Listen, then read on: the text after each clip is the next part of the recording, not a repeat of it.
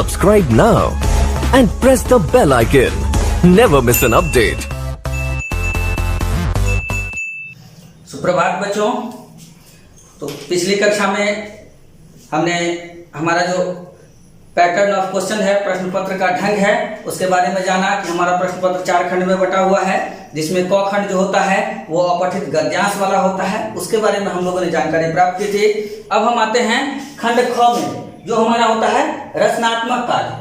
रचनात्मक कार्य या सृजनात्मक कार्य। आप क्या सोचते हैं, आपकी रचना शक्ति कैसी है, इसके ऊपर में परीक्षक आपसे जिज्ञासा करता है।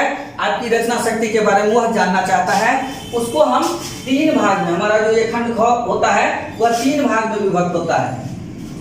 पहला होता है पत्र लेखन,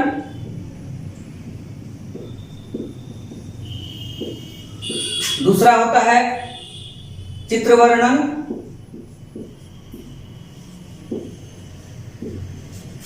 तीसरा होता है अनुवाद।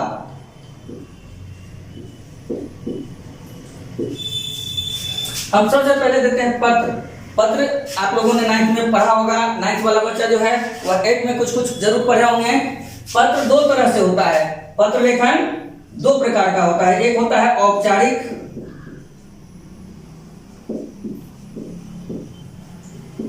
एक होता है अनौपचारिक।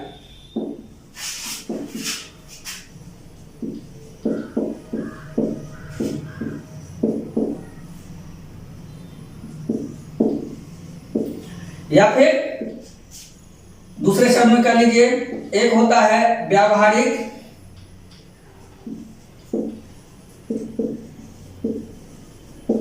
दूसरा होता है कार्यालयी।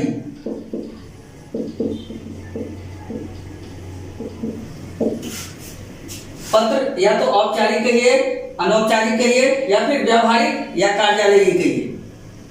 हम इस पर देखते हैं। व्यावहारिक पत्र होता है, हम अपने संबंधियों को लिखते हैं, चाहे माँ, पिता, भाई, बंधु, सखा, मित्र, किसी रिश्तेदार वगैरह वगैरह को जो हम लिखते हैं वह व्यावहारिक पत्र में आता है। संबंधी को जो पत्र लिखा जाता है वह व्यावहारिक पत्र में होता है। और किसी समस्या को लेकर के आप किसी पदाधिकारी को पत्र लिख रहे हैं, चाहे वो पुस्तक मंगाने के लिए किसी प्रेस के एडिटर को लिख रहे हैं, या मंत्री को लिख रहे हैं, मुख्यमंत्री को लिख रहे हैं, प्रधानमंत्री को लिख रहे हैं, किसी पदाधिकारी को, अधिकारी को जब हम पत्र लिखते हैं तो वह कहलाता है कार्यालयी पत्र। अब ये 2 भाग में विभक्त है, व्यावहारिक पत्र और कार्यालयी पत्र। व्यावहारिक पत्र किसी संबंधी को लिखा जाता है और कार्यालयी पत्र किसी पदाधिकारी को लिखा जाता है। हम अपनी समस्या को लेकर के, जो भी समस्या हो, कभी कभी पत्र में देता है कि आपके क्षेत्र में जल जमाव की समस्या है, उससे मुक्ति दिलाने के लिए आप अपने नगर अध्यक्ष को पत्र लिखिए। या फिर आपके क्षेत्र में पानी आ ही नहीं रहा है, पेयजल की समस्या उत्पन्न हो गई है, आप जिस मोहल्ले में रह रहे हैं वहां के पेयजल की समस्या को दूर करने के लिए आप किसी पदाधिकारी को, जो जल संरक्षण पदाधिकारी है, उसको पत्र लिखिए। या बहुत आतंक फैल गया है, चोर उचक्का सब आपके क्षेत्र में बहुत तांडव मचा रहा है, उससे निजात दिलाने के लिए किसी पुलिस पदाधिकारी को, सुरक्षा अधिकारी को या जिला पदाधिकारी को पत्र लिखते हैं। इसी तरह से जो भी समस्या, क्षेत्रीय समस्या को लेकर के जब हम किसी पदाधिकारी को पत्र लिखते हैं तो वह होता है कार्यालयी पत्र। और हम अपने संबंधी को, माता, पिता, भाई, बंधु, सखा, मित्र को जब हम पत्र लिखते हैं तो वह होता है व्यावहारिक पत्र। इसी पदाधिकारी पत्र के अंतर्गत स्कूल में प्रिंसिपल के लिए भी पत्र लिखा जाता है, जिसमें प्रायः पूछता है कि आप 2 दिन की छुट्टी के लिए प्रिंसिपल को पत्र लिखिए, या आप 2 दिन एब्सेंट थे, किसी कारण से आप विद्यालय में उपस्थित नहीं हो सके, उसकी समस्या को दिखाते हुए अपने पदाधिकारी को, अपने प्राचार्य को पत्र लिखिए। यह भी आता है कार्यालयी पत्र में। और कहीं आप पढ़ रहे हैं, किसी हॉस्टल में पढ़ रहे हैं, छात्रावास में आप निवास कर रहे हैं, आपको धन की जरूरत हो गई, आप अपने पिता को पत्र लिखते हैं, तो ये व्यावहारिक पत्र में आ जाता है। या फिर एक बड़ी बहन अपने छोटे भाई को, एक बड़ा भाई अपनी छोटी बहन को पत्र लिख रहा है कि आप अध्ययन के प्रति आपकी जो अभिरुचि है वह कम दिखाई पड़ रही है, तो इस तरह से अनेक तरह के पत्र बनते हैं। पत्र जो होता है, अब आप पत्र कैसे लिखता है ये देखिए। मान के चलिए एक पेज है, इस पेज में आपको पत्र लिखना है। तो पहला पत्र हम बता रहे हैं, व्यावहारिक पत्र जो है वह स्थान बटे तिथि, ये व्यावहारिक पत्र में रहता है। ये व्यावहारिक पत्र में कि कहां से आप पत्र लिख रहे हैं। मान चलिए आप झंझारपुर से पत्र लिख रहे हैं, दरभंगा से पत्र लिख रहे हैं, दिल्ली से पत्र लिख रहे हैं, कलकत्ता से पत्र लिख रहे हैं, जिस स्थान से पत्र लिख रहे हैं। पत्र में जो भी पत्र लिखा रहेगा आपको 10 ऑप्शन रहेगा और 10 खाली जगह रहेगा। कभी कभी ये खाली जगह दे देता है जिसके लिए अंक नहीं निर्धारित किया रहता है, लेकिन आपको लिखना अनिवार्य होता है। यदि आप इसको नहीं लिखिएगा, खाली स्थान दिया हुआ है और ऑप्शन में कहीं नहीं है, फिर भी आपको लिखना होता है। यदि आप इसको नहीं लिखिएगा तो उसको आपको माइनस मार्किंग करेगा, आपका अंक काट देगा। इसलिए ध्यान रखिए कि ये आवश्यक है व्यावहारिक पत्र में। जब हम किसी संबंधी को पत्र लिखें तो ऐसी स्थिति में यह लिखना अनिवार्य है। इसमें स्थान का ऑप्शन रहता भी है, कभी कभी नहीं भी रहता है। प्रायः देखा गया है कि यह रहता है, लेकिन तिथि का ऑप्शन नहीं के बराबर में रहता है, किसी किसी में रहता है, अन्यथा अधिकांशतः जो पत्र होता है उसमें नहीं होता है। तो आप जिस तिथि को पत्र लिख रहे हैं, चाहे वो अभ्यास कर रहे हैं, प्रैक्टिस जब हम करते हैं तो जिस तिथि को हम प्रैक्टिस करते हैं वह डेट डाल दीजिए। इससे क्या होगा कि जब हम परीक्षा में बैठेंगे तो जिस तिथि को हम पत्र लिख रहे हैं वह अभ्यास यदि आपके मन में बैठा रहेगा तो आप परीक्षा दिन, परीक्षा जिस तिथि को होगा वही तिथि आप वहां अंकित करेंगे। नहीं, यदि रटा रटाया हुआ कोई तिथि आपके दिमाग में बैठेगा तो परीक्षा में भी हो सकता है आप वही तिथि बैठा दें। इसलिए ध्यान रखिए कि जिस तिथि को आप पत्र लिख रहे हैं वह तिथि वहां डाल लीजिए। मान लीजिए हम 15 तारीख को पत्र लिख रहे हैं, 18 तारीख को पत्र लिख रहे हैं, तो हम यहां लिख देंगे 18/7/20, 18/7/2020। 25 तारीख को पत्र लिख रहे हैं, 25/7/2020। इस तरह से ये, और स्थान में यदि ऑप्शन दिया हुआ है, आपका जो विकल्प है ऑप्शन दिया हुआ है, उसमें यदि स्थान के बारे में है कि कहां से पत्र लिखा जा रहा है, जैसे कोलकाता तक, ये यदि ऑप्शन में दिया हुआ है तो हमको यहां लिखना होगा कोलकाता तक। यदि नहीं दिया हुआ है, मान के चलिए कि ये नहीं दिया हुआ है और ये खाली जगह छोड़ दिया है, तो आपको लिखना अनिवार्य है। इसलिए तब आप परीक्षा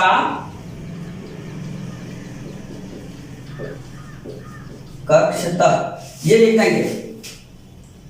अंग्रेजी में हम लोगों ने देखा होगा एग्जामिनेशन हॉल लिखते हैं फ्रॉम में, और डेट ऑफ एग्जामिनेशन जो होता है, तो परीक्षा तिथि और परीक्षा कक्ष तक, ये दो दिमाग में बैठा के रखिए। यदि ऑप्शन में नहीं है तो आप इसको लिखेंगे। उसके बाद होता है 3 तरह से अभिवादन होता है, अपने बड़ों के लिए, अपने हम वयस्कों के लिए और अपने से छोटों के लिए।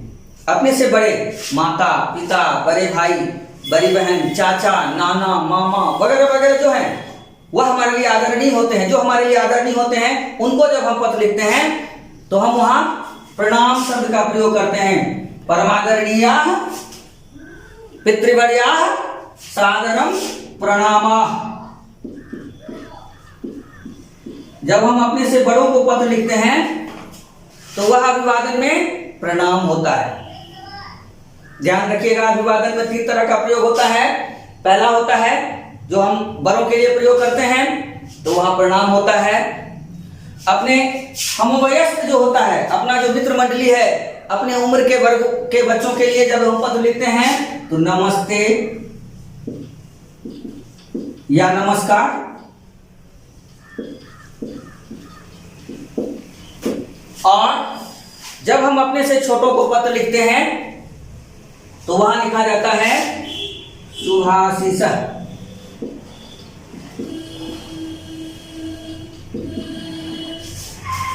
शुभाशीष, शुभाशीर्वाद। तो ये 3 हुआ उसके बाद यदि पत्र में संकेत देता है, जैसा लिखा होता है, क्योंकि एक ही पत्र भारत के हर कोने में एक ही दिन एक ही समय में लिखा जाएगा, इसीलिए आप राम हैं, आप रहीम हैं, आप अकबर हैं, आप कृष्ण हैं, ये इंडिकेशन नहीं होगा। आप राम सीता हैं, ये परिचय नहीं होगा। तो प्रायः देखा जाता है कि पत्र में लिख दिया जाता है कि आप राम हैं, आपका नाम राम है, या फिर आपका नाम सीता है। यदि बता दे कि आपका नाम राम है, तो सबसे अंत में भवदीयः,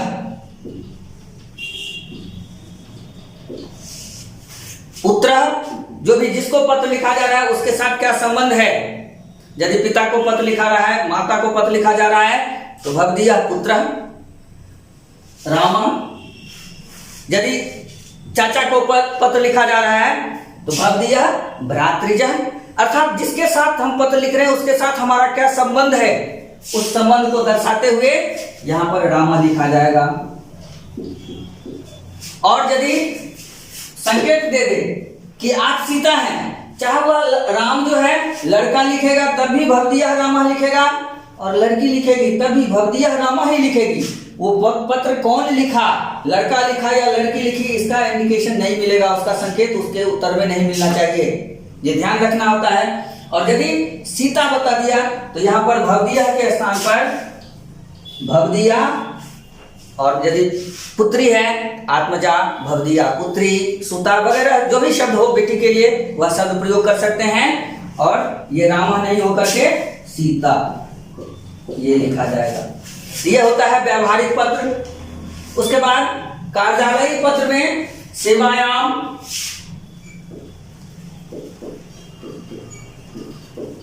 सेवायाम श्रीमंतः, ये दो लिखा होगा, सेवायाम श्रीमंतः। और जिस पदाधिकारी को पत्र लिखा जाए, मान लीजिए आपको कहा जा रहा है कि प्राचार्य को, तो श्रीमंतः प्राचार्यः। उसमें परीक्षक क्या आपसे जानना चाहता है वह आपके ऑप्शन में रहेगा, आप उसके हिसाब से देख लीजिएगा। और भवदीयः, यदि प्राचार्य को तो है तो भवदीयः छात्रा या भवदीयः छात्रा, जो भी आपका संकेत मिलेगा कि आप राम है, रहीम है, क्या है, नहीं है, उसके आधार पर भवदीयः छात्रा या छात्रा जो भी होगा, नाम जो भी दिया होगा। इसी तरह से समस्या का निदान करते हुए ये पत्र हुआ। पत्र दो तरह के लिखे जाएंगे, कार्यालयी और व्यावहारिक पत्र। व्यावहारिक पत्र का ये प्रारूप लगभग में रहता है और अभ्यास कीजिएगा। और कार्यालयिक पत्र जो होता है उसमें सेवायाम श्रीमंतः और विषय वस्तु के बाद भवदीयः, भवदीयः जो भी होगा, छात्रा छात्रा। यानी मान लीजिए किसी पदाधिकारी, सुरक्षा पदाधिकारी को लिखे तो भवदीयः आपका जो भी नाम है, उसके बाद पता होता है,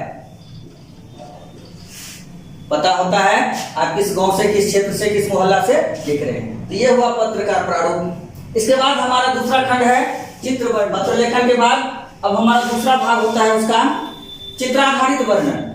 यानी आपके सामने में चित्र दे देगा, किसी भी तरह का चित्र हो सकता है वो, या तो आपके वर्ग कक्ष का चित्र दे दे, एक क्लासरूम का चित्र दे दे, या फिर किसी बस स्टॉप का चित्र दे दे, या फिर कहीं का भी किसी क्रीड़ा मैदान का दे दे, या नदी के किनारे का चित्र दे दे, कहीं का भी चित्र दे दे। और 5-10 जो भी होगा उपयुक्त शब्द देंगे।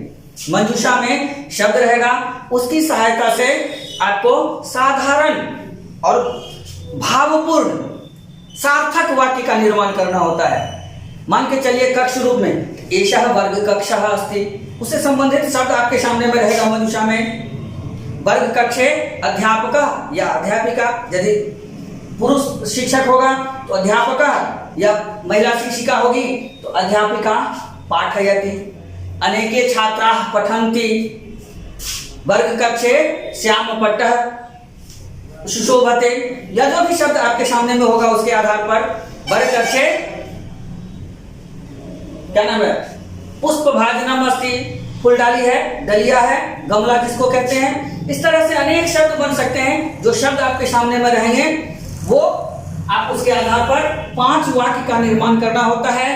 5 साधारण लेकिन सार्थक होना चाहिए, सारगर्भित होना चाहिए, उससे संबंधित होना चाहिए। ये नहीं कि शब्द कुछ दिया हुआ है, चित्र कुछ दिया हुआ है और हम बना कुछ रहे हैं। एक दूसरे से कोई तारतम्य नहीं है, मेल नहीं है। वो ध्यान रखना है कि एक दूसरे से मेल रहे। तो यह होता है चित्राधारित वर्णन। जो भी चित्र रहेगा उसके आधार पर आप अभ्यास में देख लीजिएगा, तरह तरह के चित्र आपके सामने में रहेंगे, उसके आधार पर वर्णन कर लीजिएगा। और उसके बाद होता है अनुवाद खंड। अनुवाद खंड जो होता है वह इस बार शायद वर्तमान काल का ही प्रयोग कर दिया है। वर्तमान काल में रहेगा, भूतकाल भविष्य काल का नहीं रहेगा। जैसे मैं खाता हूँ, मैं देखता हूँ, मैं सोता हूँ, मैं हंसता हूँ, मैं जाता हूँ, मैं किताब पढ़ता हूँ, वगैरह वगैरह। इसी तरह से अनुवाद रहेंगे। चाहे वह तीता हंती का प्रयोग करना है, सीथा था का प्रयोग करना है, या आमी आवह आमा का प्रयोग करना है, शायद वर्तमान काल में ही रह गया है। सिलेबस में देख लीजिएगा, जो पूर्व में बताए हुए हैं उसमें देख लीजिएगा अनुवाद का क्या किया है। उसके आधार पर अभ्यास कीजिएगा। अनुवाद वर्तमान काल में यदि रहेगा तो तीता हंती प्रथम पुरुष के लिए, प्रथम पुरुष का कर्ता यदि एक वचन का है तो वहां ती का प्रयोग होगा, द्विवचन का है तो तह का प्रयोग होगा, और बहुवचन का है अंति का प्रयोग होगा। तीता हंती यदि मध्यम पुरुष एक वचन है तो कर्ता के साथ क्रिया में सी का प्रयोग होगा। त्वम पठसी, तुम दोनों पढ़ते हो। युवाम पठथः, सी के बाद थ का द्विवचन में, और तुम लोग बहुवचन में यूयम पठथ। और उत्तम पुरुष में जब हम जाएंगे, अहम पठामी, मैं पढ़ता हूं, हम दोनों पढ़ते हैं। आवाम पठावा, वयम पठामा, हम लोग पढ़ते हैं। आमी आवा आमा। इस तरह से वर्तमान काल में तीता हंती सीथा था आमी आवा आमा का प्रयोग करते हुए जो भी अनुवाद हमारे सामने में दिया हुआ है उसके हिसाब से उसका या तो अंग्रेजी में रहेगा या हिंदी में रहेगा, उसको संस्कृत में लिखना है। हिंदी या अंग्रेजी में आपके सामने में जो भी अनुवाद दिया रहेगा उसको अनुवाद करके संस्कृत भाषा में परिवर्तन करना है। इस तरह से हमारा खंड ख पूर्ण होता है। खंड ग हम पहले ही पढ़ चुके हैं। अब हम अगले क्लास में खंड ख जो हमारा है वह पाठ्य पुस्तक से संबंधित है, तो पहले पाठ को हम देख लेंगे। अगला क्लास जो हमारा होगा वह पाठ्य पुस्तक से संबंधित होगा। इसलिए आप लोग सूचि पर्यावरणम जो पाठ है उस पाठ को देख लीजिएगा, सूचि पर्यावरणम पाठ को पढ़िएगा। हम अगला क्लास सूचि पर्यावरणम को लेंगे। धन्यवाद, आपका दिन मंगलमय हो।